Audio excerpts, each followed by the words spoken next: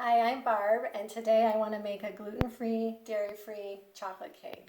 And I want to share the recipe with you. I like to call this the cake that you can have and eat it too. So the first thing you want to do is you want to preheat your oven to 325. And then you want to take a pie pan. This is a cake that's going to be baked in a pie pan. And you want to butter the pie pan, and I use dairy-free butter. I used olive oil butter. And then you want to line it with parchment paper. And then the ingredients that we're going to use are, we have 4 eggs, a tablespoon of vanilla, a half a cup of honey, and you want it to be a good grade of honey, a cup of almond flour, a half a cup of unsweetened cocoa, half a tablespoon of baking soda, and half a teaspoon of salt. And you want to put these in your bowl and mix them in a certain order. So we want to start with our eggs. So we're going to put our eggs in there. And then to the eggs, I'm going to add the honey. You want to get all that honey in there. And then I'm going to add the vanilla. And I'm going to mix that all together. And you could, if you were not dairy-free, or if you could find some dairy-free chocolate chips, you could add that. You could add some walnuts. And once this is baked, you could even get really crazy, and you could add some gluten-free caramel topping on it, and that would taste really good. So I'm just getting this to mix, and this one egg does not want to mix. There we go. Okay. So once all of those ingredients are mixed together, then you need to slowly add your almond flour. Mix that well. You want to mix it so that it's just all incorporated, all those ingredients all incorporated together. So I'm going to continue with the almond flour. I got this almond flour at Costco. They normally have a good deal on it for a large bag.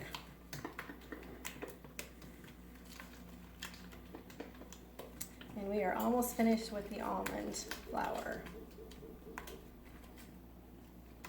I want to get all of that in there.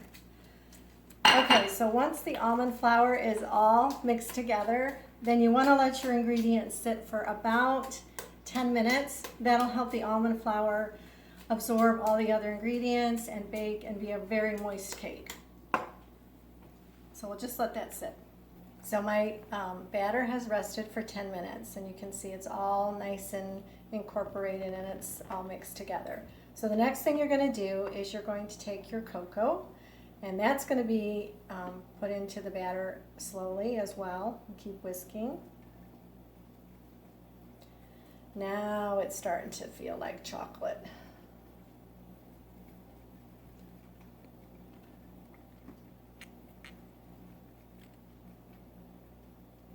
I'm getting a little messy here, but that's okay.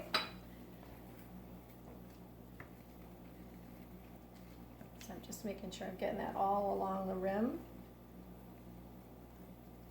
And you can see I'm using a big bowl. You need to use a big bowl so that when you're whisking it doesn't splatter out on the countertop.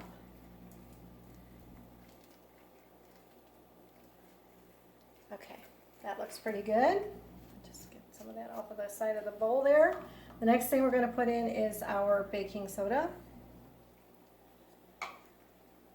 and our salt. See all the salt in there. Okay.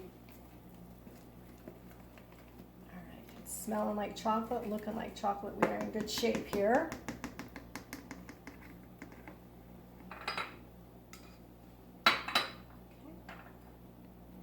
Now we're just going to put this into our pie plate.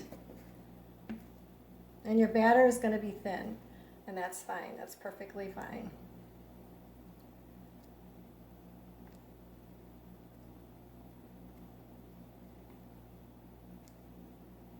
You want to get all that yummy goodness in that bowl into that pie plate.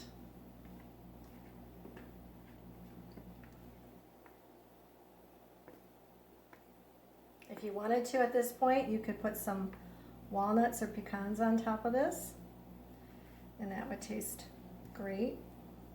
Okay, so once the batter is all in the pan, then the next thing we need to do is just put it in the oven, and we're going to let it bake for about 30 to 35 minutes just to make sure the center is all the way done. And we're back, and while you were away, I took the time to clean up my kitchen because I think cleaning as you go is a great way. So I did all my dishes, my kitchen's fairly clean now, and I can relax and enjoy this cake. So to finish the cake, what you want to do is you want to add strawberries to it. You want to put a handful of blueberries in the center of the cake. Put some walnuts, you might want to put pecans on it, and then shave some chocolate. So I used some gluten-free, dairy-free chocolate on there. And all that's left to do now is to take a piece of this cake and see how yummy, delicious it's going to be.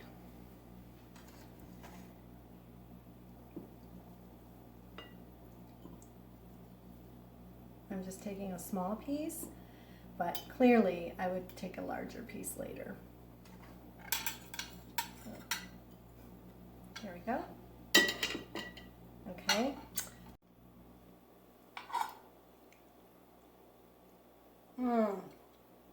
This cake is so moist and delicious. You've really got to try this recipe. Thanks for stopping by. And remember, if you like this video, please give it a thumbs up, click the bell notification, and subscribe to the channel. Until next time, be happy and be healthy.